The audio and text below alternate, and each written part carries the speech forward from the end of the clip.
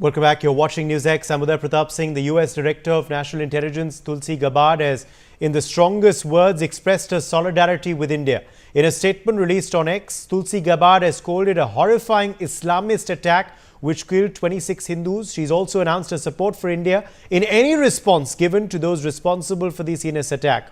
Earlier, the UK Prime Minister Keir Starmer, Dutch Prime Minister Dick Schoof, Israeli Prime Minister Netanyahu and several other heads of state had expressed their solidarity with India as well.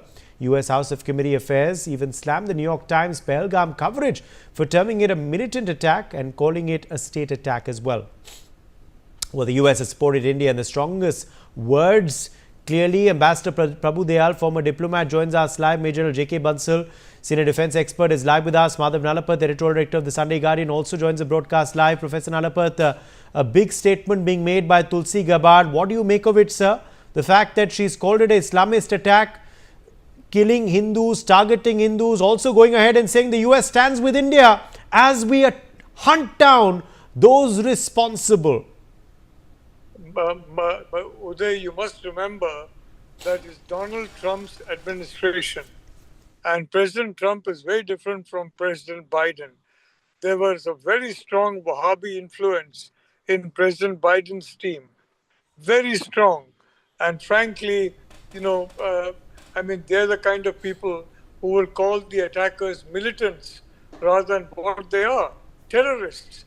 Trump is very different. Tulsi Gabbard is very different. That's why she faced so much opposition, because she's anti-Wahhabi and also because she's very wary of China.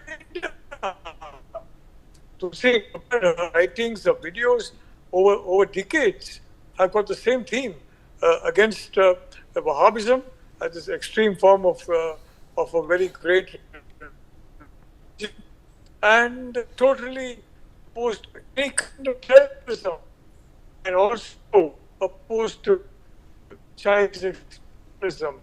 So on both these issues, the US stands by India and stands with India.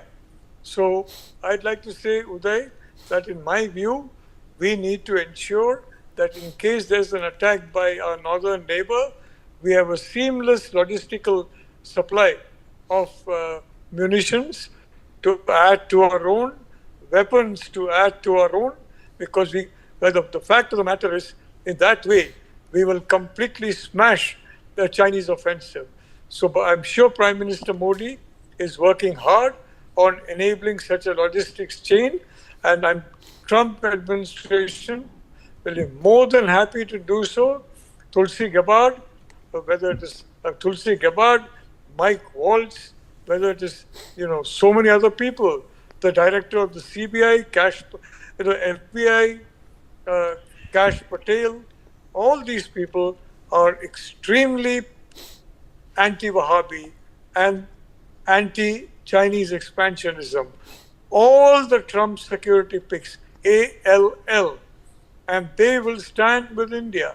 That's why when I said some time ago that there will be a very, very clear, harsh response by Prime Minister Modi, I was aware of the fact that the US will be standing by India in that kind of a response. Yes, the fact, of course, is, yes, Ambassador Dayal, there are responses. But when it comes to statements like this, diplomatic parlance, a lot is read between the lines.